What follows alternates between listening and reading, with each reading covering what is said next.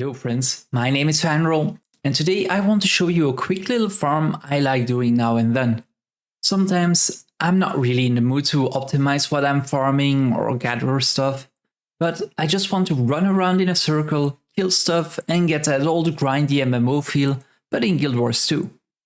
And that's why, over the years, I set out to find different spots where I could just do that. And eventually I found quite a few spots that had decent enough mob density, where mobs consistently drop tier 5 and tier 6 materials, and sometimes some extra bonus drops.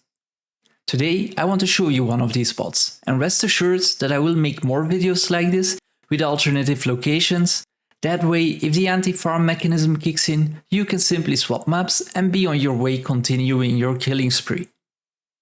Overall, Living World Season 4 maps offer a great compensation for this method of play, as you get karmic retribution drops, which also force volatile magic drops. The location I'm about to show you today, however, has none of those. But it does have a ridiculous amount of mobs, and I've spent time farming here even when other players were running around without any of us ever interfering with each other. For this farm, we want to get to the cobwebbed room in Fortune's Vale in the Desert Highlands. To gain access to this room, you need to have the Rune Lock Doors achievement, at least up to this room. If you haven't done this yet, don't worry, it doesn't really take too long, and I'll post a link in the description of this video about how to get started. The room itself is very easy to get to. You want to start at the Derelict Delve Waypoint and make your way south into the huge structure. Once you go through the gate, you want to follow the path and jump down 2 levels, and on your left side there will be a platform with a rune you can interact with.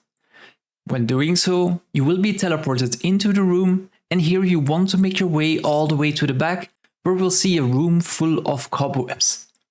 Every time you run into a cobweb, you will get stuck.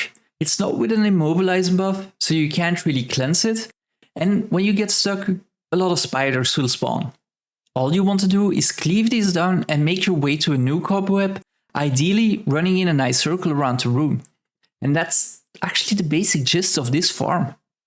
To do this efficiently, you will want a class with decent cleave that also has means of protecting itself. Be it through shields, Aegis, condition cleansing, doesn't really matter, as you don't want to take too long to kill the spiders and eventually die to poison stacks. Every class in the game has at least one build or specialization that can easily match these criteria, so don't worry too much about having to reroll just for this farm. Now, let's take a quick look at why I like spending my time here. This is a very mob-dense zone, and another player farming here doesn't necessarily have to interfere with your route. If there's too many people, there's actually an upper level in the same room where there are even more webs you can interact with.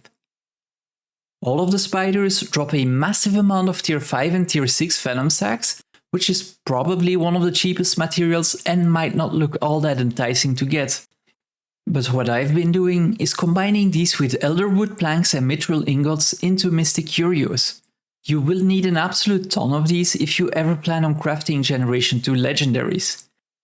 And if you don't, you can sell these on a trading post for about 50 silver each, making you actually a decent amount of change just for running around here. On top of that, almost all of the mobs tend to drop a lot of junk items. In the past, you would be forced to simply sell these, but since End of Dragons released, we have access to our Jade bots. Now, you could slot in a Magic or Might trophy recycler and increase your loot, but I've been using the Jade Sliver recycler instead. This has netted me a great amount of Jade Slivers every time I pass by here and allowed me to spend it on several currencies. Thanks to this, I have actually started to unlock most of the Icebrood Saga weapons you need to buy with Tyrian defense seals. But I've also made quite a bit of gold by trading them in for difluorite crystals. If you want to know how to make gold through difluorite crystals, make sure you check out my video from last week. Now, before I end this video, I want to make a quick note on diminishing returns and ArenaNet's anti-farm mechanism they implemented. This system has been somewhat misunderstood since its inception, and it has resulted in a lot of people shouting that running in a circle killing mobs is always a bad idea. This is partially true. If you run around for hours in the exact same spot, your loot will completely dry up. This type of farm is actually subject to character-based diminishing returns, meaning you can actually relock characters and the DR will reset. And an even easier method to avoid being impacted is to simply swap farming locations and maps every hour or so, and you will not be really impacted. I've done this farm for an hour at a time without seeing any DR kick in, and if you're wondering whether you're affected by this mechanism, trust me, you'll know. Your loot will dry up faster than you can say ArenaNet. I will post more locations like this in the future, so you'll be able to hop around tirelessly without being affected by the anti-farm code in the game. I will leave the full article on this mechanism in the description of this video in case you're interested in the full details. And that's about it for this video. If you have any comments or questions, make sure to leave them down below.